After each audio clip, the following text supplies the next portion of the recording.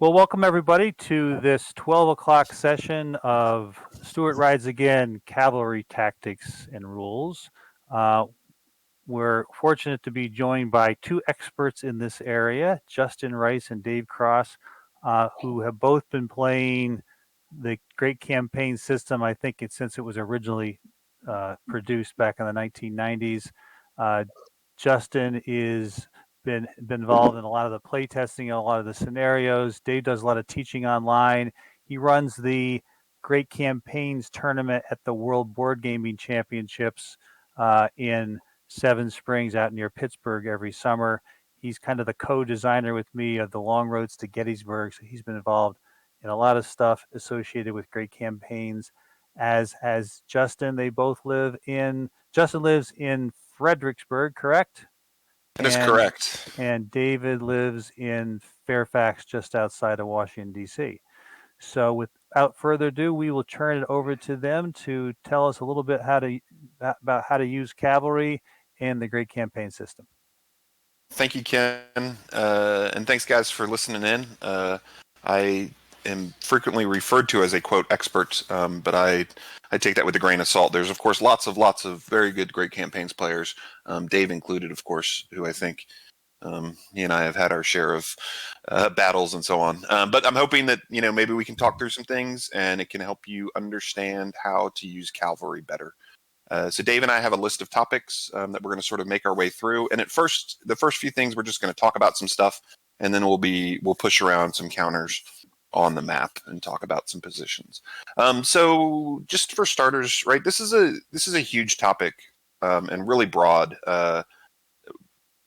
Like how to approach it is pretty difficult because, of course, in the different games, the cavalry situation changes. Of course, in all of the Eastern Theater games, in the 1861 and most of the 1862 games, of course, the Union cavalry is garbage, and your objective is to not give up free victory points by having those, 0 tactical or 1 tactical, 1 strength cavalry regiments get blown out. But as the war moves along, especially once the Union has cavalry, at least division commanders on, the cavalry situation changes. It becomes a little more even. I think especially in the Western games, in Battle Above the Clouds and in Atlanta is Ours, the cavalry situation is pretty close to equitable. And then when you get into like Grant takes command in 1864, the Union cavalry with Sheridan and the ability to entrench on the march and so on, the cavalry situation has changed again. And cavalry becomes, I think, even much more powerful and even. So the first piece of advice we wanted to give when it comes to using cavalry, whether that's a scenario or a campaign, is you need to have a firm understanding of, what cavalry do you have? Is your cavalry better or worse than that guy? Is it even?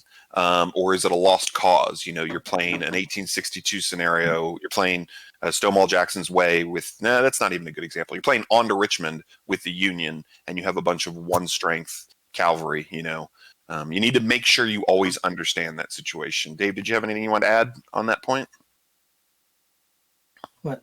No, I think we'll get into that, but definitely, and I'll cover that some a little later when we get to the different types of cav. Yeah. All right, Dave, I think I had you down for the next point we wanted to make here about the CRT. Yes. You want to open that up, Justin? Sure. Be happy to. Yep. I'm hearing some background. If you can mute your line, please, if you're not.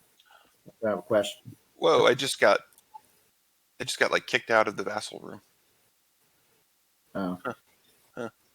Game online, and I'll pull that up. What room? What are we using? The Road to Gettysburg map or something? Yeah, it's Roads to Gettysburg, and there's a Roads to Gettysburg, and it's 3.08. But I am going to share screen, and so if you'd like, you can just watch my screen. Yeah, there. There you go. Okay, Dave. doesn't like the window, maybe. Yeah, exactly. When I open the window, it kills the stream. Okay. Kills the window, so I cannot open it. So I can't open it, but most of you are familiar, and if you can open it up in the Vassal module, is the combat chart.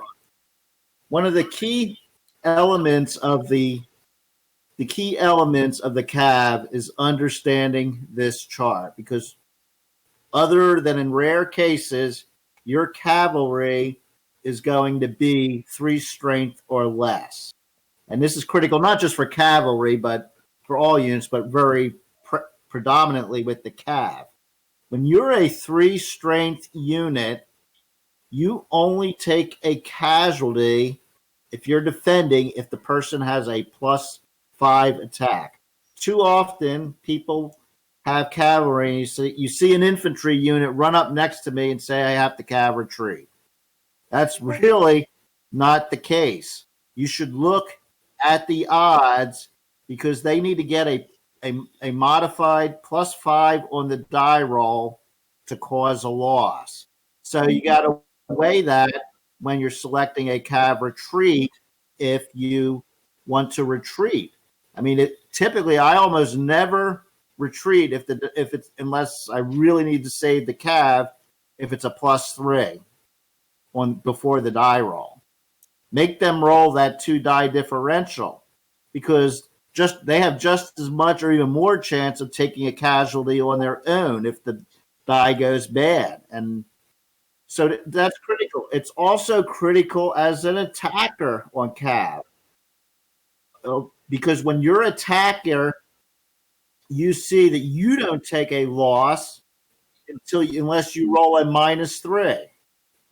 So you just need to consider the odds with what you're doing. Not saying just do an attack because I can, but it also shows why it's very hard for cavalry to cause casualties against another cavalry. Usually, chasing around cav with your own cav is not just to try to get casualties, is not a good tactical choice. It may have strategic elements preventing them from doing something else, but rarely are you going to cause a loss. So understanding this combat chart at the very low odds is really critical. I think that's well said, Dave. Yeah, and like you said, sort of a frequently missed point when it comes to cav on cav action, right, is how do you get them? Can you get them to a point where there's a good chance of taking a loss? You know, especially in the 1864 games where the victory points for casualties are 3 and 2, right, where one loss can really, really matter in those Grant takes command scenarios. But to get that one loss fighting cav on cav, you've got to overcome the CRT for sure. The next thing we wanted to talk about was maybe the rule. Why don't we ask, are there any does anybody have any questions on what we've said so far?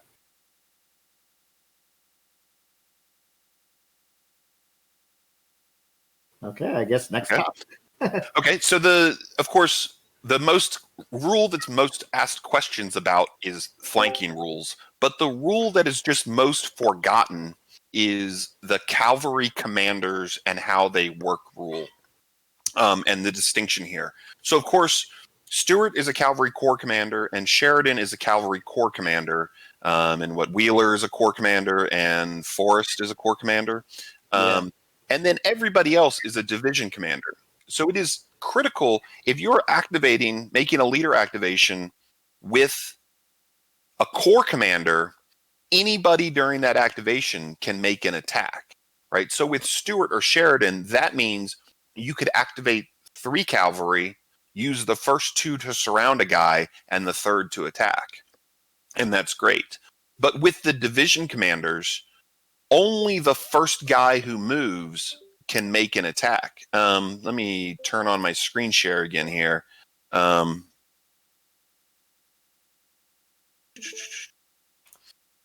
So, of course, right, DM Greg is, oh my goodness, my computer will not screen share the Vassal module. I'm sorry. Every time I turn it on, I get punted out of the Vassal module. It is really strange. Give me just a second. Let me rejoin the room again. All right, so I am pushing counters around here over on the right side of the Union line. And I'm looking at, right, DM Greg. So if you've got, let's pretend Yule was not Yule, but was a bigger unit, of course. With DM Greg, you cannot pull off this in one move, set up some flanks, and then come and smash. Because he's the division leader, right? It takes 2 activations to pull that off. So that's a really important distinction with Sheridan, especially for the Union, right? The Confederates almost always have either Stuart or Wheeler or Forrest to pull one of these moves off, but the Union is much more dependent on the division leaders, and they lack that flexibility. And this ties into what we were saying about the CRT, right? Because if you can't cause casualties by brute force, the other way to cause casualties to cavalry units is by funneling their retreat through zone of control without roads. So that makes the swarm with 2 guys attack with the 3rd guy. That makes that work for getting those casualty points, but that only works with the corps commanders. I think Roberto had a question and was muted. I can't unmute you, Roberto, or I would. Good. Were there questions about that? Yeah, no, I wanted to ask a question about the CRT, but then for some reason I had a mic. My mic symbol was red, and every time I tried to unmute, it said server. The man keeping you down. What's your CRT question? So when we're talking about cavalry between a half and a 3 strength point, right? You were talking about a +5 somewhere. I remember he says a +5 is a loss. Is that are we talking about the difference between the you want to have the die roll? Gotcha. The modified results. So you figure out what your odds are. So if you have a +3 attack before rolling the die, then you have to have an additional +2 on the die roll differential to get a +5 overall. Right. And you're saying you want it, as the defender, you want him to force him to roll that? Is that what you were saying? Personally, I would. I rarely, if he has a +3, then he has to roll a +2 on the differential. So I have a better shot of winning the battle than losing that. Okay. And it forces him to take fatigue, or because usually if you're cav retreating, that means you're trying to delay them. But forcing them to fight is just as good as cav retreating, even better. Especially if they've got a big D. And sure, and if they're making a +3 on you, and when I'm calculating combat, thinking about the implications of what's about to happen, I always, of course, assume that we're going to both roll the same number, right? The differential is going to be 0, and so the only thing we can count are the modifiers. And so if he makes a +3 on you, and you take a big D, little r, you can still retreat your hexes, right? But now he's taking 2 fatigues. So you've really slowed them down. I think that's even way better than just soaking away a couple movement points. Correct. Okay. Yeah. And that was the one that run. That's me. And considering you have a 1/6 chance of taking a loss on the cav retreat, it's about the same as losing the battle, but you're going to cause additional hits to him. Correct. And of course, if anybody is new to the system, a key thing on the combat chart always is note the +2, because the +2 result gains you the hex. That's just infantry, any combat. So always a good attack is if you have a +2, especially as the Union, that's a good attack normally. Okay. Not necessarily in the small thing, but just generally knowing that a +2 result will win you the hex. I don't know what the result's going to be, but it'll win you the hex. Yeah. And that's one of the things, right, where you've got to clearly, when you're attacking or you're pondering Cav retreat, you've got to clearly understand the objective at that moment, right? If it's to win the hex, then +2s are great. If you're trying to score casualties to maul his cavalry or get victory points, then +2 is really lame, right? Because now you got to outroll him by 3 pips to get him that 1 DR row. So that's a really important distinction, between what is a good attack and what is a bad attack. And of course, all of this goes out the window for, like, if you've played All Green Alike, the first Manassas game, where the Union is struggling to muster up like +0s and +1s, right? Then it becomes really, really difficult. Okay. Yeah. All right. Thank you. Any questions about the Cav Commander and the Corps Commander rule? Right. We all should understand that and keep that in mind. Can you repeat that, just because I was so busy trying to figure out the mute thing? So again, the TLDR version is only with a Cavalry Corps Commander. When you do an activation, can any unit attack? If you're activating with a Cavalry Division Leader, only the first unit who moves may attack on that activation. Right. So with the Cavalry Division Leaders, you cannot do the surround and then attack in one activation. Right. It's going to take 2. So for the Union, that means just Sheridan can do that. And is there a Corps Commander that shows up? I can't remember. No, I don't think so. Not even an AIO. No. Yeah. That means only Sheridan can do that. And then for the Confederates, that means Stuart can do that, as well as in the West, Wheeler and Forrest can do that. Okay. Next, Dave is going to talk about, I think, another important little piece of cavalry, a real small piece of minutia. Go ahead, Dave. No, it's not. All cavalry units are not created equal. It's really important. Again, we alluded to is, what is the mission? What is the overall mission of your cav?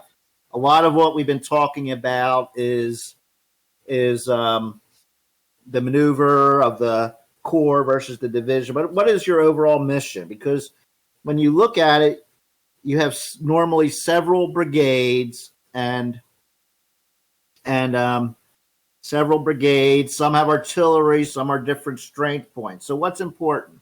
Basically, as we said, one strength cavalry units are almost useless on either side. I mean, there's some small uses which we'll get into, but one strength, because they really can't do anything. And if they flip, then they're a half strength, and then they can be killed by other cav. That's one way to kill other cav, is get them to be half strength, and you got a good chance. So in campaign games, when you're playing campaign games, normally you have the option of absorbing those small units into another cavalry unit. So that's always something you should look to do, is to consolidate your ones. 2s are better. The one thing you need to understand is to burn a railroad station. A lot of scenarios have where you get points for damaging or destroying railroad stations. Cavalry can never destroy a railroad station, because the largest unit that a cav can be is force combat value, force strength. And to destroy a railroad station, you need 5. And of course, the designers were very deliberate on that choices. So, but to damage a station, you need to be at strength of 2. Therefore, your 2 strength cavalry units are useful for damaging stations. But then you need to be careful on what the scenario is, what your time frame is, because if that unit, a 2 strength unit, becomes disorganized, it cannot burn a railroad station. So you have to sit around, wait, get the F1, and then to get reorganized to be able to burn that station.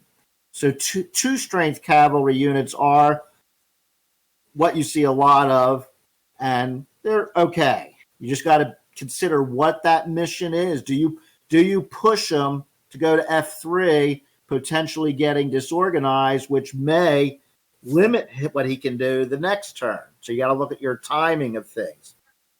To me, the best strength unit is a 3 strength, because a 3 strength unit can move.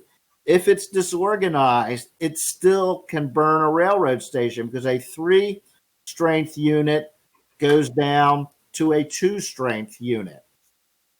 So it will still be able to damage that railroad station. And it's also, though, it's still on the small combat chart for modifiers.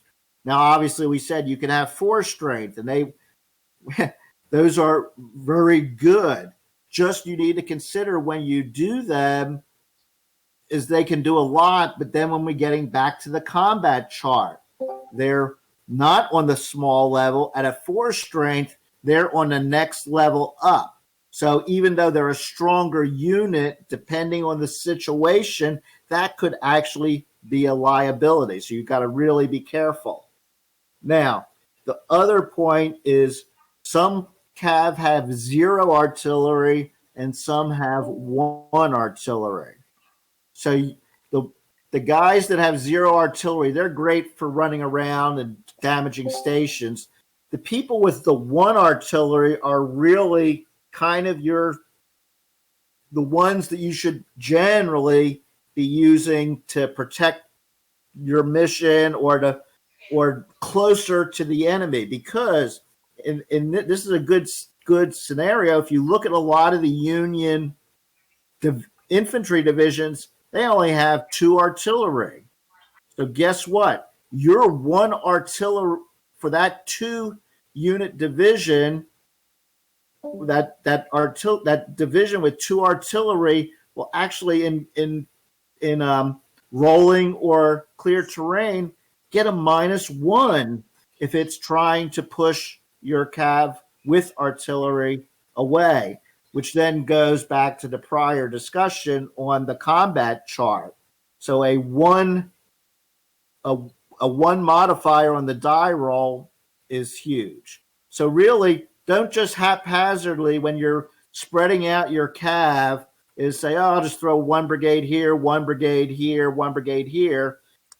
You need to look very deliberately at the strength of your units, the impact of artillery, and what your mission is. And again, it's just what you gain with experience, but there's really a lot of thought that you need to put into using your cavalry.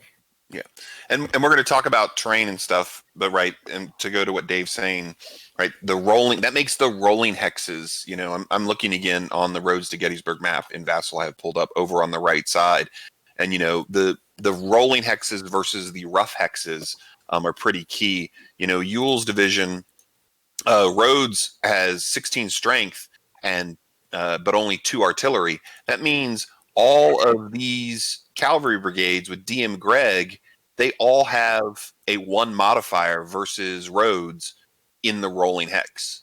You know, as soon as you move into the rough hex, it becomes not quite as good. And if you're in the forest, it's no good at all. But in the rolling, that makes those hexes slightly better. You know, if you had your 0 rated cavalry over here, your 0 artillery cavalry, of course, they don't help you at all, and you lose that modifier. So where you employ those 1 artillery cavalry, that's super important. Yeah. Does anybody have any questions about the artillery and the cavalry?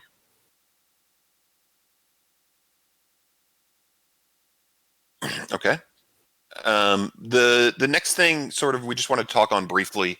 You know, having floated around the Discord server a bunch, I think Stonewall Jackson's Way and Roads to Gettysburg, the 1862 and the 1863 scenarios remain the most popular, I think, that are getting played. But as you delve into either Grant Takes Command or Atlanta Is Ours, right, we suddenly now have entrenching on the march. And entrenching on the march in those scenarios is a total game changer, especially for the Union cavalry. You know, if you've ever played the wilderness scenario, the south end of that field are a series of small victory point objectives that the cavalry can control. And the Union has, as it turns out, I believe, several 4-strength cavalries in that scenario. Well, if you can race a 4-strength cavalry to a spot and then spend another fatigue and drop an abatis, suddenly that's a 6-strength cavalry, maybe behind a creek, and it's going to take an infantry division to dislodge them. So it's very important to keep that in mind when you're playing the 1864 scenarios.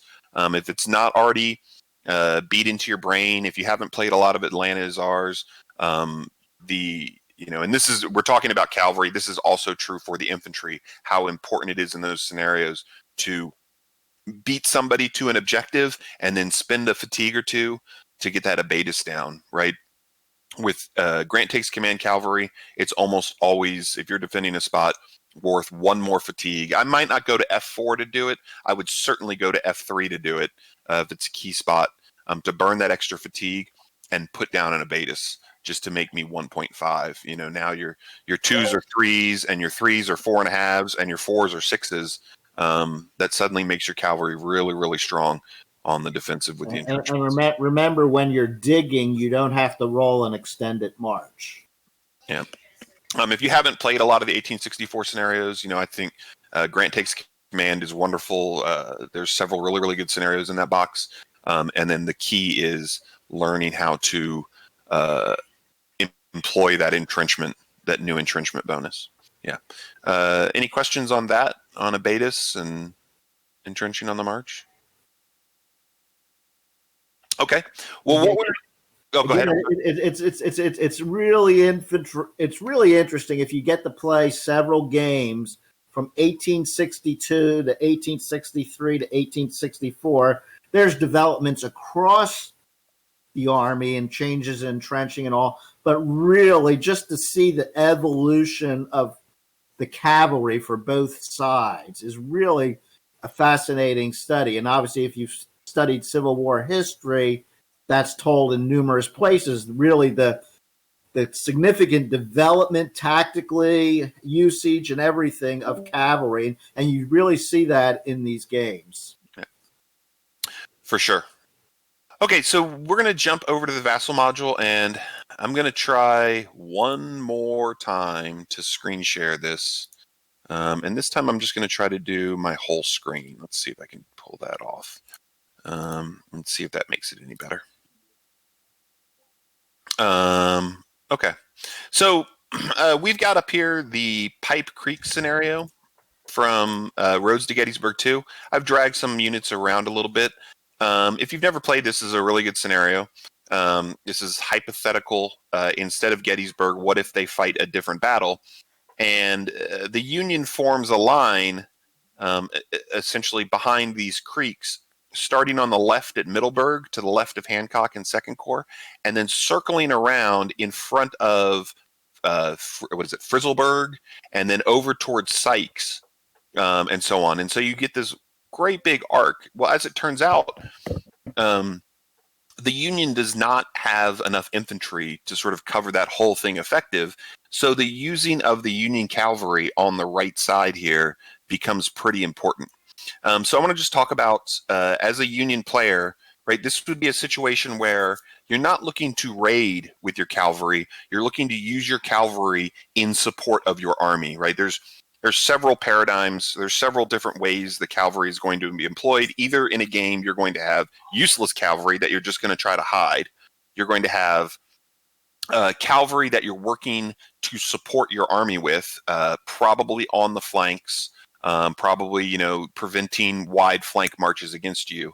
And then finally, you're going to have the traditional 1862, 1863 Confederate cavalry role, where you've got Stuart, and he's awesome, and he's way better than what he's facing, and you can go and try to do some interesting things. So I'm going to talk about sort of the using the cavalry in conjunction with your infantry, and then Dave is going to talk about using your cavalry to attack and go smash things. So just looking over here, I'm looking on the Union right, the right side of the board, where I've moved early in Rhodes. It's not uncommon, I think, in this scenario to see Ewell's Corps sort of be heading down in this direction over to the right flank of the victory point locations. Of course, J.I. Gregg is sitting in Manchester, which I believe is a small victory point location. And then slightly below, to the south of Sykes, you'll see Westminster with the red circle. In this particular scenario, that's a big victory point location. And while most of the AOP is defending against Longstreet and Hill, sort of to the north and northwest, the Confederate will frequently end up with Ewell coming down on their east side, down this pike, looking to flank the line you've built behind Pipe Creek. So we want to look at, there's not enough, right? There's just not enough. If you have Sykes over here and you have Sedgwick over here, those are, two fine Union divisions or corps, but it's not enough to cover all the approaches, and you're inevitably going to be stuck with having to use your cavalry to block those things. So let's just sort of look at some of the key spots here and why they matter. Right, this road right here, Dug Hill Ridge, of course, this is a natural funnel. Oh, before I go too far, I do want to say this. Overwhelmingly, in good, great campaigns play, you are rewarded if you play sort of like a Civil War commander would. So I know when I first started playing great campaigns, I would have these wild, crazy flank marches, and my armies and my corps and my divisions would be scattered. And it would be, I flank you and you flank me, and we both flank each other. And that's fine, and you can certainly win games that way. But in terms of being really solid and making yourself less subjective to the die rolls, thinking about how a 19th century commander would mount his troops or deploy his troops is really important. You want to work your guys in ways where they can support each other. Frequently, if you're looking at roads and Ewell coming down this road, if I stack up DM Gregg as one big pile, great, I've made one big pile. But I'm seriously subjected to flanks and so on, right? But let's imagine a world where I got DM Gregg on that hill and Kilpatrick on this hill. If Ewell comes down the road with Early first, Early reaches this hex, and he's an 11, and Kilpatrick is a 6. Early doesn't have ratio. He has tactical, sure. He might have type, and you're looking at possibly a -1 arty and possibly a -1 for the hill, right? So at this point, right, Kilpatrick would not cavalry retreat to this. Of course, I would make Early attack me. I'm in the 6 column where I'm unlikely to take a loss, or I'm less likely, and Early's in the 11 column where he might be more likely. Same thing over here where he's an 11, and again, I'm a 6 with 3 arty. Early's in a situation where doesn't have ratio. He does have tactical, of course, but not the hit. But he's got the hill to go against. He's got the arty to go against. That makes these pretty nice hexes. I think equally. Now, the downfall to these hexes is, of course, they don't have a road in and they don't have a road out.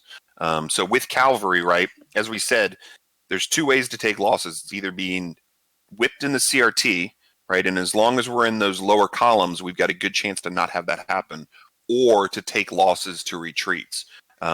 So being in hexes without a lot of roads to get out on makes that a little more dicey. So maybe in that way, this is just as good, right? Now I'm in the rolling. My arty is definitely going to count in my favor, right? So, that makes it, there's a little less gamble there, and I've got some good escape routes, whether it's down this way or this way, where to give me Zoc losses in this hex, he's got to block several hexes before I start taking losses on retreats. So using those clear and those rolling terrains, and even Ewell coming down here, this is 16, so you gain the ratio and maybe you gain the tactical, but you're still looking at like a plus, +2, +3, +4 maybe even, and +4 sounds really terrible. But if he takes fatigues here, that's a really big win for you in terms of him getting his infantry down to try to attack these guys. Maybe you bought time for a Sedgwick or a Sykes to build an entrenchment. Maybe you bought time for them to get in position because your movement rolls stunk. What other, if he's spending fatigues doing that, that's awesome. And also, again, he's attacking anytime you're getting pips and modifiers by using more men, you drive yourself up the CRT and the chances of you taking losses go up much higher. And I promise you, especially the last several games, the scenarios are pretty tightly balanced, and almost all of us who have played great campaigns like at the competitive tournaments have lost a game at some point for want of one casualty. I took one too many loss. So little margins like that matter. And if Yule has to use brute force and big old roads here with a 16 to attack you, and maybe he DRs you, but he takes a casualty doing it, that's not terrible, right? Maybe, depending on the situation, that's not always bad. All right, so given that, right, and we're going to get past that region at some point, and maybe we're talking about down here, down around Westminster more. Let me just sort of spread Newton and Sedgwick out. Right? This is the same principle where you want to use this creek and that one pip defense as best you can to get behind here, just to make that so for him to get to a spot where you're going to cavalry retreat, he has to commit significant effort. If you have cavalry spread out and none of it is effective, then what purpose did it serve? You want to make sure he has to spend some effort to make you retreat. And then furthermore, you want to look for, I'm looking at DM Greg here, and I'm looking at Kilpatrick here, and if I want to attack this and I was the bad guy, I might look at here at Tank Station. So maybe this is a case where, getting a guy down here.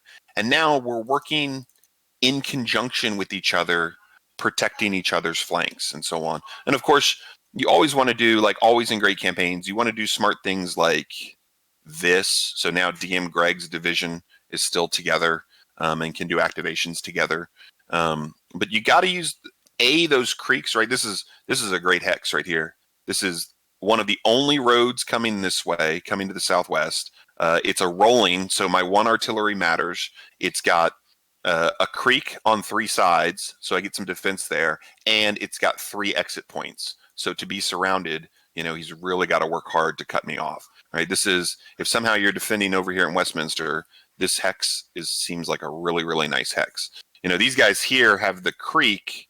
Here you can choose the creek or the rolling. So it's maybe less good unless you're good at rolling arty modifiers in your favor. Then things like this are really good. But, you want to work in conjunction with each other. You want to make him spend effort. Don't give him easy cavalry retreats where if he just moves a guy, then you're going to retreat. That's no good. And then the last sort of defensive tactic that can be really, really useful is, let me get this here, and let me get this guy here, is, of course, the overriding, if you move Zoc to Zoc, you have to stop, right? So having, let's say somehow we got in this weird position. Moving Zoc to Zoc here really helps. If Rhodes says, okay, we can't get Huey out of here and we're going to turn this way, of course, this is a Zoc to Zoc move from one Zoc to another, and it takes all your movement points. So therefore, I've forced the Confederate player to spend another fatigue just to get into position to attack Kilpatrick. So, overwhelmingly in the defense to support your army, number one, make sure your cavalry is acting in conjunction with each other, supporting each other on defense, helping block the spots that let the attacker surround you, helping to leave those cutoff paths. With the retreat, right? If you retreat over a road, you don't take the loss. Also, if you retreat through a friendly unit, you don't take the loss, right? So having those guys together and your divisions sort of not spread out, but defending more than one hex in conjunction is super helpful. And then using those terrains, like Dave said with the CRT earlier, every little pip matters for cavalry action in that first spot. So artillery in the rolling and clear, behind creeks, on ridges, in the mountains, over a ridge in battle above the clouds. Anything you can do to get that cavalry where the defense is going to help you, make them commit effort to force you to cavalry retreat. And then also, if you do decide to cavalry retreat, right, that defensive modifier helps you. So that's sort of what I wanted to talk about with cavalry in defense supporting your guys. Did anybody have any thoughts about that, cavalry on the defense?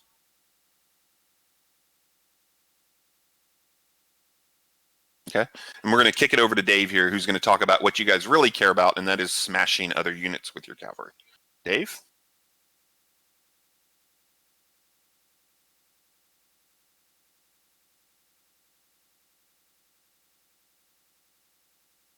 Dave, you might be muted, buddy. Yep. Sorry. That's all right. So right now, right where Justin has people, he was showing some really good things for the defense.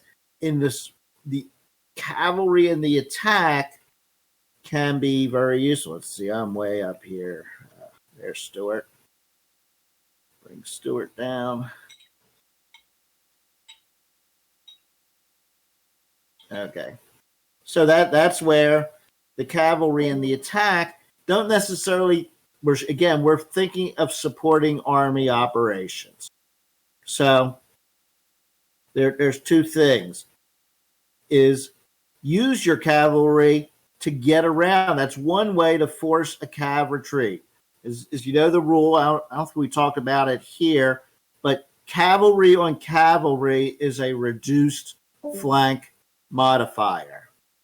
So it's not that's another reason it makes it hard. However, if Stuart, let's say, if he got into this dug hill, okay, that's going to make it more liable because infantry against cavalry gets its full flank bonus. So in this case, if Rhodes moved down, he might force Huey, who says, oh, I got good modifiers, but now because I've used cavalry around the flank, you're going to force the cav retreat.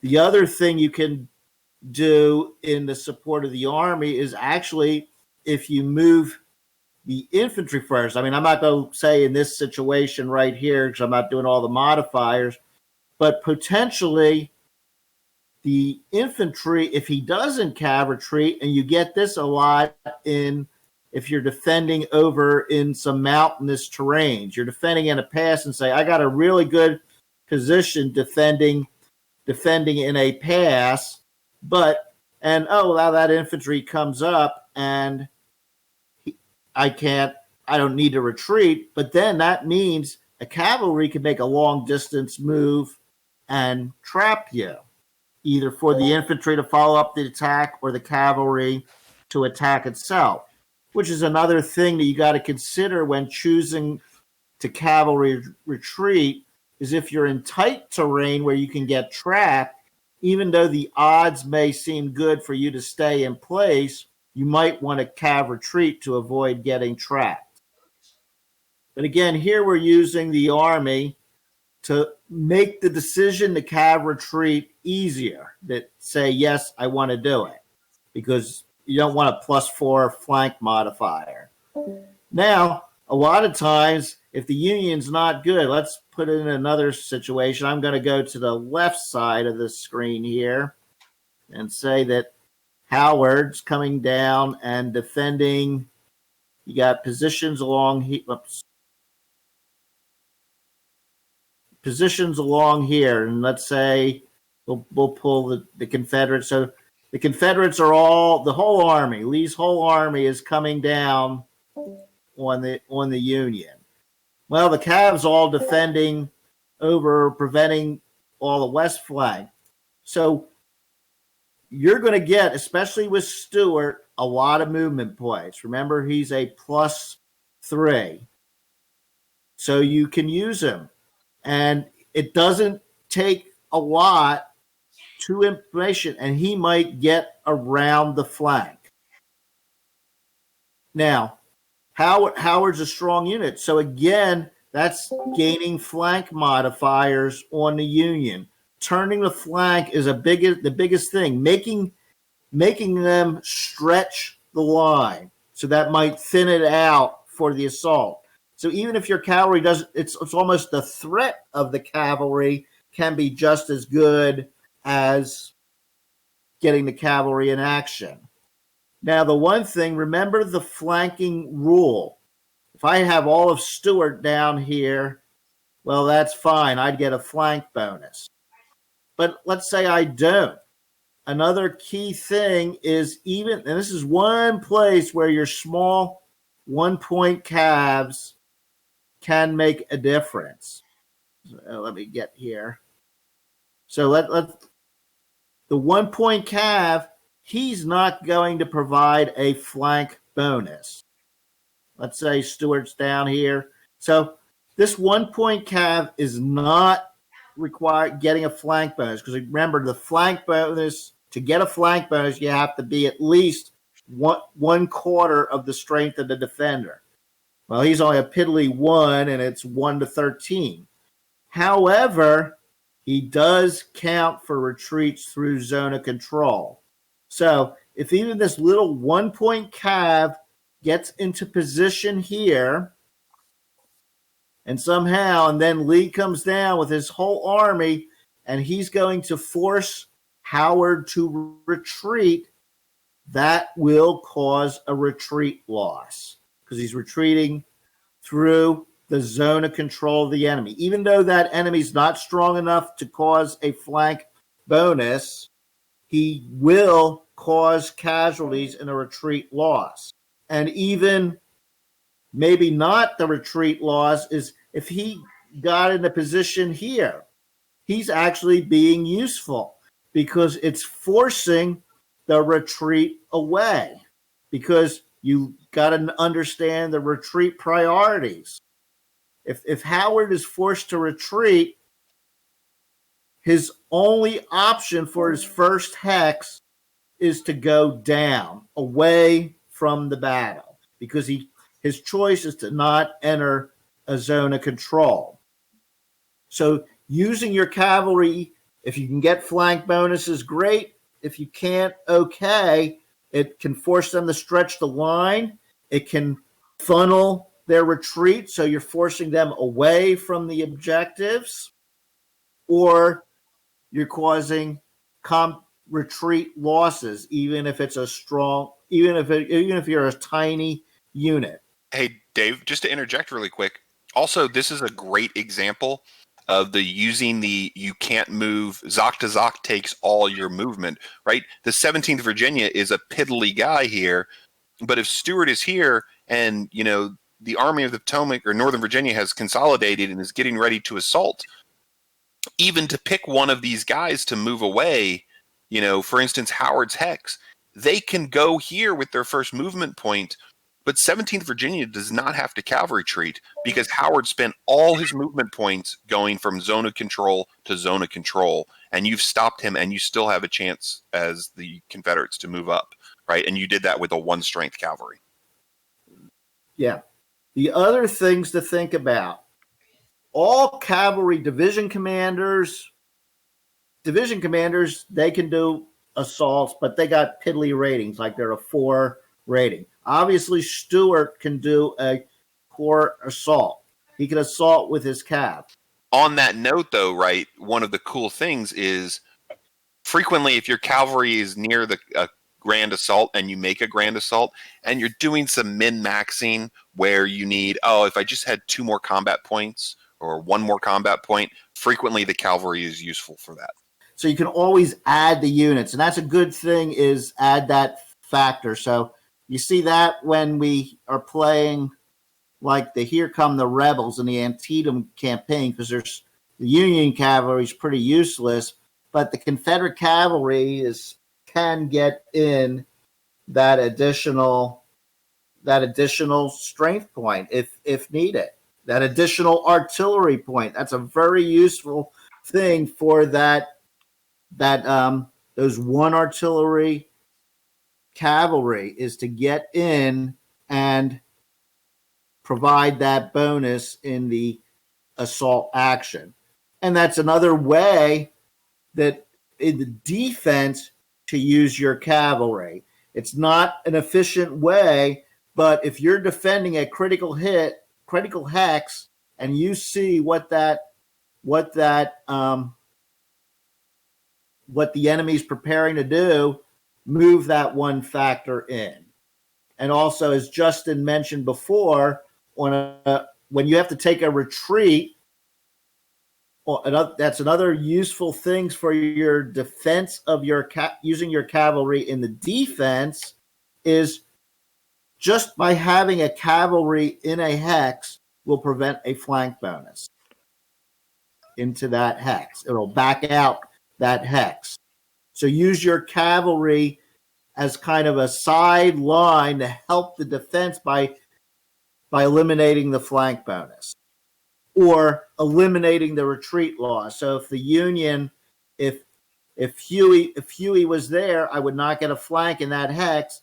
And if Howard was forced to retreat, he would not take the retreat losses.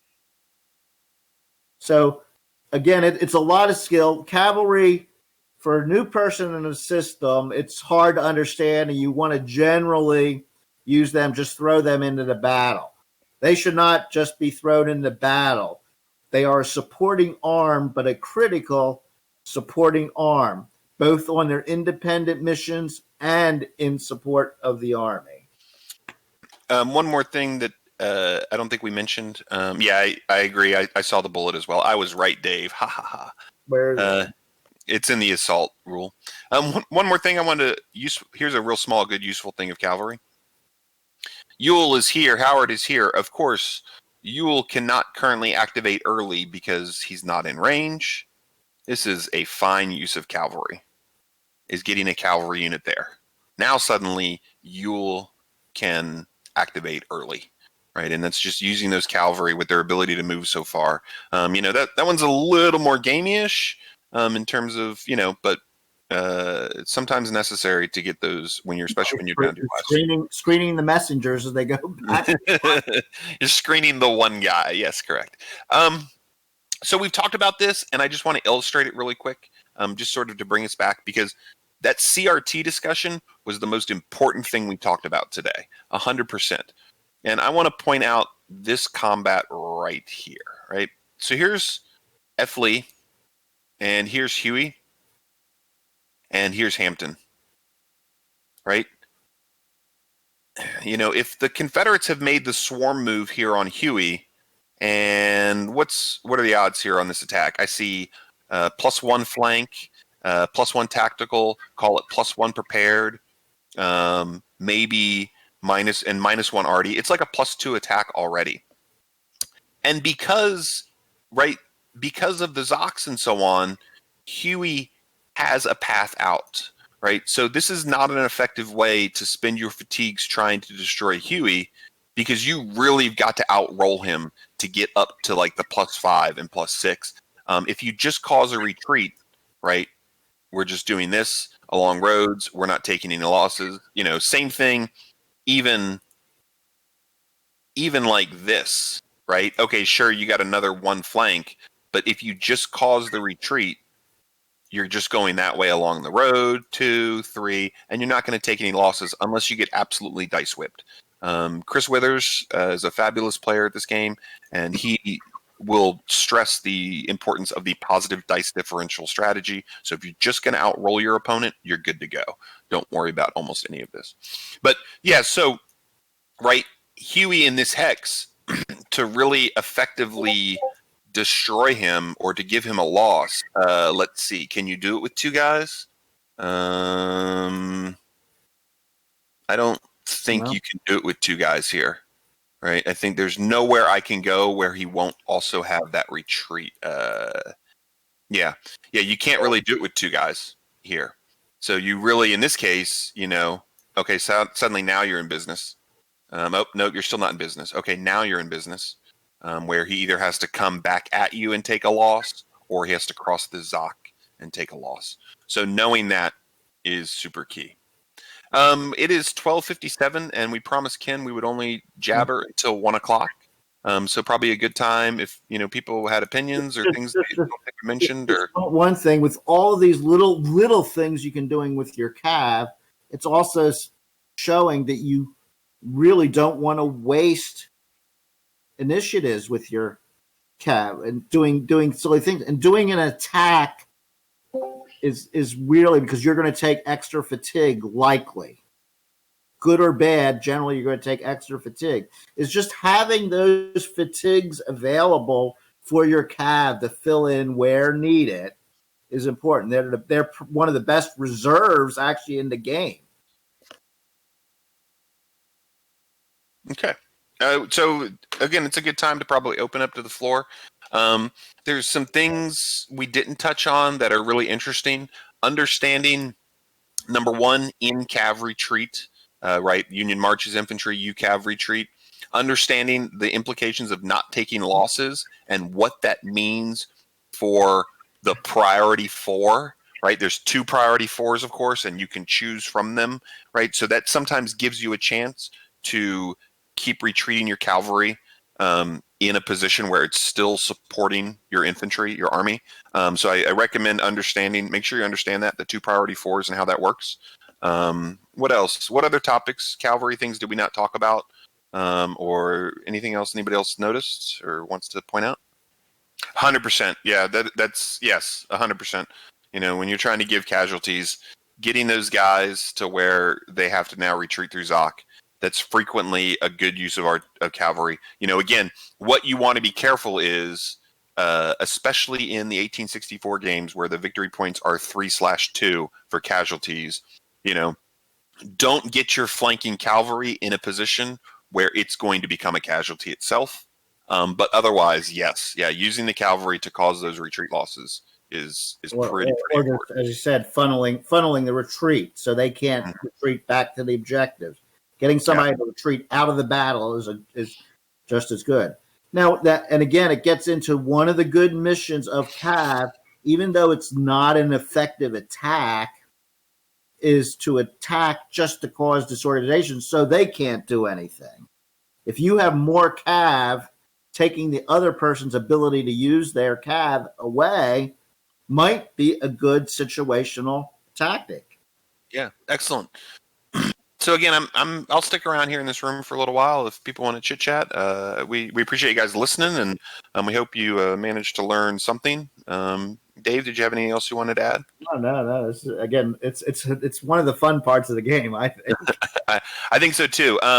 The short scenarios we just played were all cavalry focused. There's a great number of them.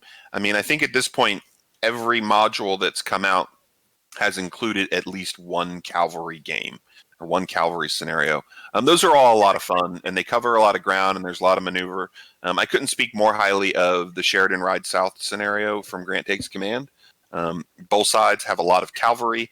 You cover a huge swath of the map. There's a good orchestration element for the Union player. He's got to get in towards Richmond and then get out. Cannot waste time. Yeah, not waste any time. And the ability to entrench on the march is there. If you haven't played that one, I definitely recommend it. I know for a long time at the competitive events, that was definitely one of the favorites. We would save that one for the end of the day when everybody was tired and worn out and wanted to do something fun. We would play Sheridan Ride South. All right. Thanks, everybody. We appreciate it. Thank you. Thanks. Great job, guys.